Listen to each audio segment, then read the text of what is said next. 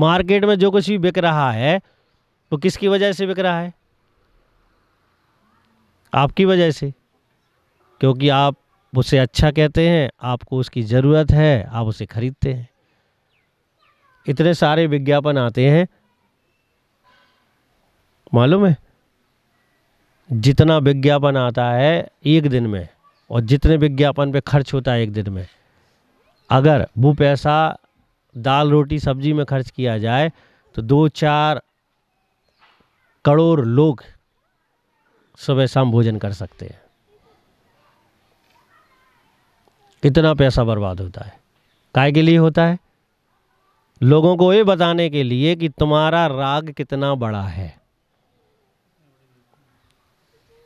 कितना बड़ा राग है कि तुम पदार्थ को देखो, वस्तु को देखो और इच्छा करो कि मुझे खरीदना है, ये मेरे काम का है, उसकी तुम कीमत बढ़ाओ। और लोग इतने अज्ञानी हैं कि वे उनके चक्कर में फंस के बर्बाद हो रहे हैं। इसलिए जैन दर्शन ये कहता है कि अपन के लिए पर दृष्टि नहीं डालना है,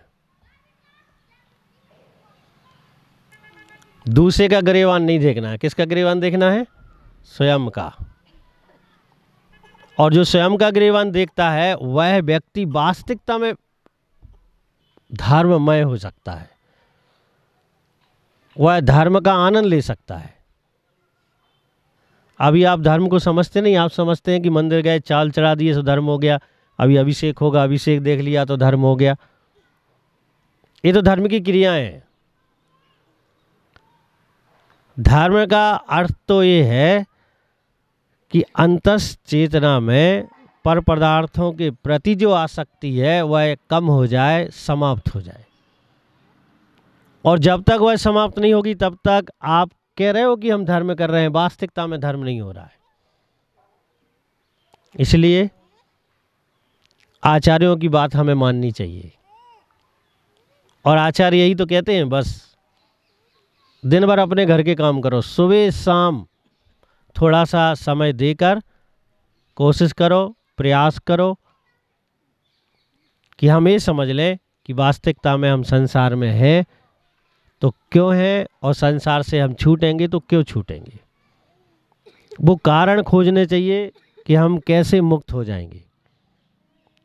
और अगर हमें कारण नहीं मिले वो, तो हमने जन्म लिया है और ऐसे ही मृत्यु को प्राप्त हो जाएंगे और जन्म मृत्यु के दौर में संसार में दुखों को पाते पाते घूमते रहेंगे। तो अब क्या करोगे तुम लोग? अभी जैसे उठोगे तो किसे देखोगे?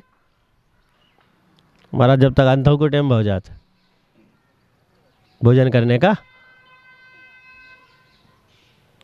जो कछु महाराज ने कही सो वो तो इस कैमरे ने अच्छे से सुनी, तुम लोगों ने अच्छे से नहीं सुनी, ध्यान रखियो। इसने बहुत अच्छे से सुनी, पूरी की पूरी रिपीट कर देगा ये। और तुम सोचोगे अब क्या कही थी, क्या कही थी, क्या कही थी, क्या बताया था, क्या बताया था, तुम सोचते रहोगे। बाबे आत्माओं, थोड़ा सा भी अपन विचार करें, थोड़ा सा भी, ज़्यादा नहीं, और थोड़ा सा विचार करेंगे तो हम बहुत बहुत कुछ पा सकते हैं। इसलिए कहीं भी जाओ, कहीं भी रहो, कैसी भी स्थिति परिस्थिति में रहो, सब छूट जाए लेकिन धर्म नहीं छूटना चाहिए। क्योंकि धर्म ही हमारा परिचय देता है, धर्म ही हमारा आत्मोत्थान करता है, धर्म भी हमें पापों से बचाता है, धर्म भी हमें दुखों से मुक्त करता है। धर्म से बड़ा साथी संसार में जीव का कोई नहीं है। इसलिए सदा सदा क्या करना चाहिए? धर्म ही हमें करना चाहिए, अपने आप को पहचानना चाहिए, जानना चाहिए, जीव द्रव्य के बारे में समझना चाहिए और जीव द्रव्य के बारे में समझकर अपने आप को कुछ अच्छा सा उपहार यानी सम्यक दर्शन, सम्यक ज्ञान, सम्यक चारित्र रूप देना चाहिए, जिससे आत्ममुक्ति का मार्ग क्या हो जाए? प्रशस्त हो जाए। जय बोलिए गुरुदेव आचार्य श्री विराग सागर जी महाराज की। कल अपन ने देखा था कि एक मुनिराज संलेखना को प्राप्त हो गए। संलेखना का अर्थ होता है शरीर और कषायों को क्रश करना, और जो शरीर और कषायों को क्रश करता है वही संलेखना कर पाता है, और जो ऐसा नहीं कर पाता है तो वो संलेखना नहीं कर पाता है। हमारे पीरवीर सागर जी देखो महाराज सबको क्रश कर भी लगे हुए हैं। मतलब कहने का ये है कि भगवती आराधना में लिखा है कि उम्र की एक सीमा के बाद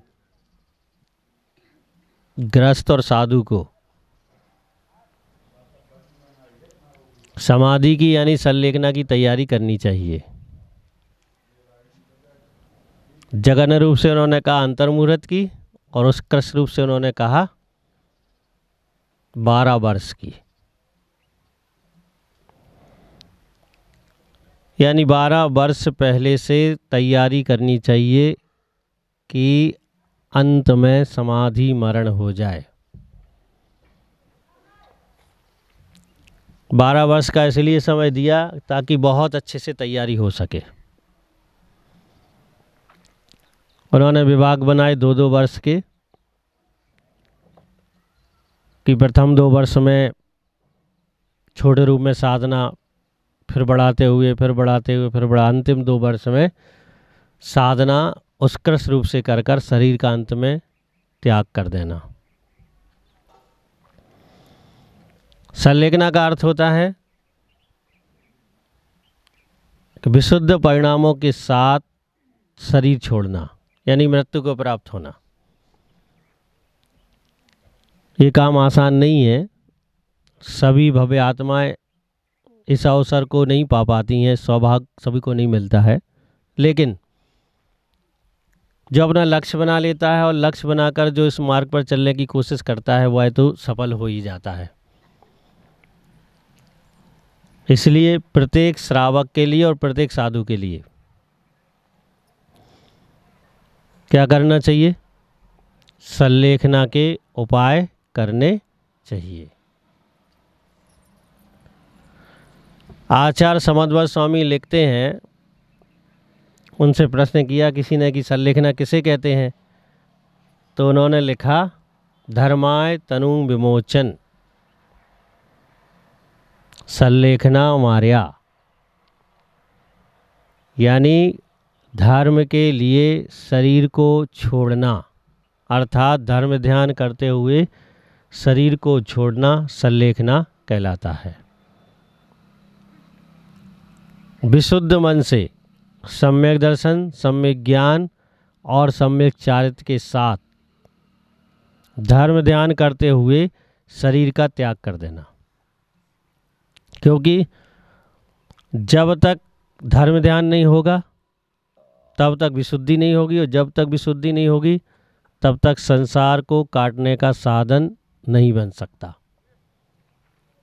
इसलिए आचार्य महाराज कहते हैं कि धर्माय तनु विमोचन, धर्म के लिए शरीर छोड़ना।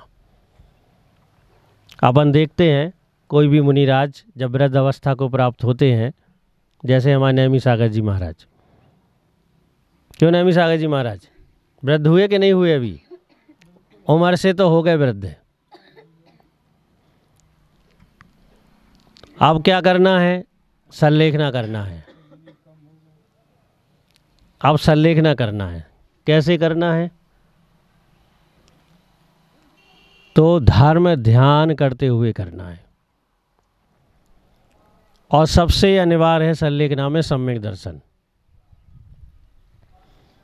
जितना ज़्यादा से ज़्यादा यानी संपूर्ण रूप से देवशास्त्र गुरु पर, तत्व पदार्थों पर श्रद्धान होगा, उतना ज़्यादा से ज़्यादा जीव विशुद्धि की ओर बढ़ता है।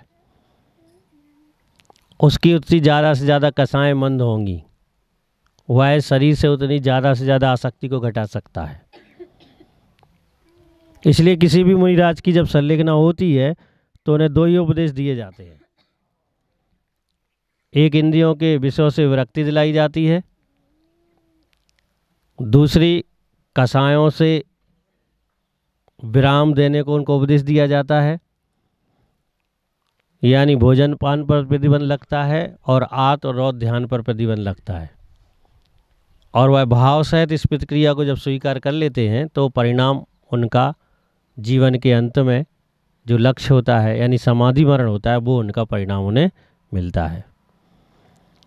अब संलेखना का अर्थ ये नहीं है कि कुछ लोग ऐसा कहते हैं कि वो आत्महत्या है, सब कुछ छोड़ रहे हैं, फिर वो मरण है, पानी छोड़ दिया, आहार छोड़ दिया। लेकिन आचार्य कहते हैं कि नहीं, ऐसा नहीं है। उम्र के पड़ाव में अगर कोई धर्म ध्यान के लिए ऐसा करता है तो वो कहते हैं कि ये आत्महत्या नहीं है, क्योंकि आचार्य ऐसा कहते हैं कि शरीर तो छूटना है। ऐसा संसार में कोई व्यक्ति नहीं जिसका शरीर नहीं छूटना है। कोई आत्म ध्यान के साथ छूटता है, कोई रौद्र ध्यान के साथ छोड़ता है, कोई धर्म ध्यान के साथ छोड़ता है, कोई शुक्ल ध्यान के साथ छोड़ता है।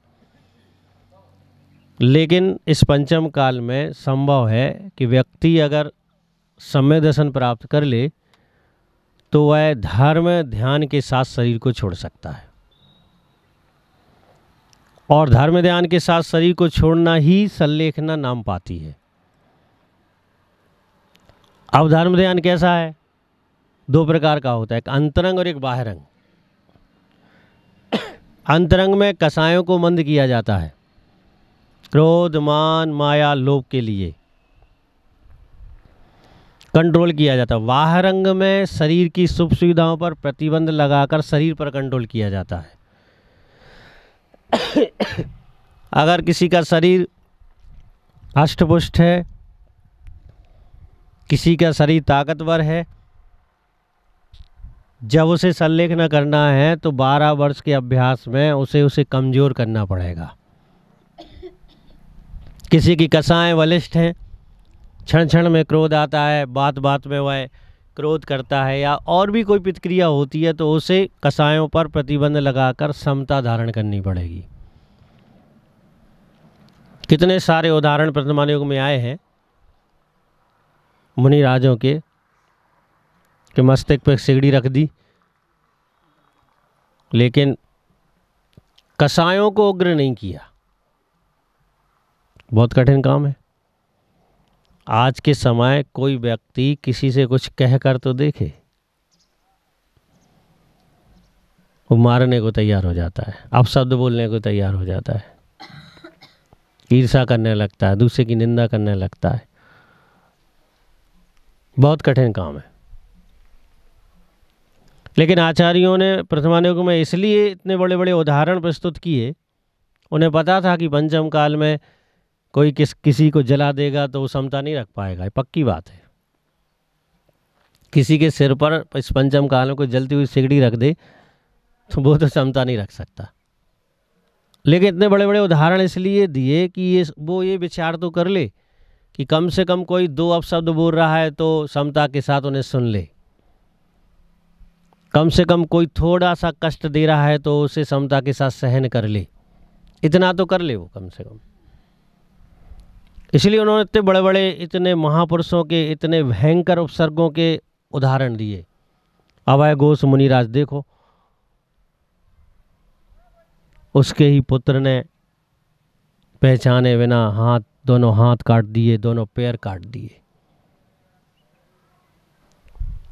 और उन्होंने इतनी समता रखी, इतनी समता रखी कि उन्हें वहीं पर केवल ज्ञान उत्पन्न हो गया, वहीं से मोक्ष चले गए। वहाँ तक पहुँचने के लिए वर्तमान में हमें छोटी छोटी बातों पर ध्यान न देकर धर्म ध्यान पर ध्यान देना चाहिए, यानी विपरीत चिंतन करना चाहिए। ये सोचना चाहिए कि सामने वाला अगर कुछ कह रहा है तो उसमें हमारे लिए हानि नहीं है। जब किसी भी मुनिराज को संबोधन दिया जाता है तो बार बार उन्हें यही बताया जाता है कि समता रखना है अपन को, सावधान रहना है अपन को। जब बार बार ये बताया जाता है तो उन्हें याद दिलाया जाता है कि तुम मुनिराज हो, तुम्हारा लक्ष्य मोक्ष है, तुमने समाधि के लिए ये मुनि व्रत धारण किए थे, इन व्रतों को किसी प्रकार से कोई अतिचार अनाचार इनमें उत्पन्न ना हो, इसलिए सावधान रहना है। और जब बार बार सावधान किया जाता है तो उनका उपयोग उन भावनाओं पर जाता है जिस समय उन्होंने मुनि व्रत को धारण किए थे उस समय उनकी क्या भावनाएं थी, और वहाँ उपयोग ले जाकर फिर वो समता धारण करते हैं और समता के साथ धर्म ध्यान में लगते हैं। जैन दर्शन तो ये कहता है कि जब तक कोई संलेखना मरण को प्राप्त नहीं करेगा तब तक संपूर्ण कर्मों की निर्जरा के लिए वो व्यक्ति तैयार ही नहीं हो सकता। जैसे मिट्टी होती है, कुम्हार खदान से लाता है, कूटता है, साफ करता है, फिर पानी से गलाता है, फिर उसे मिलाता है, उसके बाद वह घड़ा बनती है। ऐसे ही जैन दर्शन कहता है कि जब बार बार हम संलेखना मरण का प्रयास करेंगे, कोशिश करेंगे, पुरुषार्थ करेंगे, तब जाके कहीं ऐसी स्थिति में पहुंचेंगे कि जहां पर भयंकर उपसर्ग होने पर भी हमें समता हमारी नहीं टूटेगी, विकल्प उत्पन्न नहीं होंगे, और उस समय फिर केवल आदि ज्ञान की प्राप्ति हो सकती है। और अगर अभ्यास नहीं किया तो कुछ नहीं हो सकता। इसलिए प्रत्येक व्यक्ति के लिए जो ये चाहता है कि मैं संसार समुद्र से पार हो जाऊं, उसके लिए संलेखना पर विचार करना चाहिए, भावना बनाना चाहिए, और विचार भावना बनाकर आत्मा में भावासना देनी चाहिए कि मुझे समाधि पूर्वक मरण करना है। ये तो सब जानते हैं। कल भी अपन देख रहे थे, आंखों से देख रहे थे कि पर्याय का कैसे विसर्जन होता है। कुछ क्षण पहले कोई व्यक्ति बात कर रहा है, कुछ क्षण पहले कोई व्यक्ति अपनी बात रख रहा है, कुछ क्षण पहले व्यक्ति अपनी इच्छा प्रकट कर रहा है, और कुछ क्षण बाद हम ये कह रहे हैं कि अब इसमें कुछ नहीं है। उसी शरीर को संभाल रहे थे हम, और उसी शरीर को अब हम छोड़ रहे हैं कि ये कोई काम का नहीं है। इसलिए जैन दर्शन कहता है कि पर्याय को महत्व उतना ही दिया जाए जितना उसका है।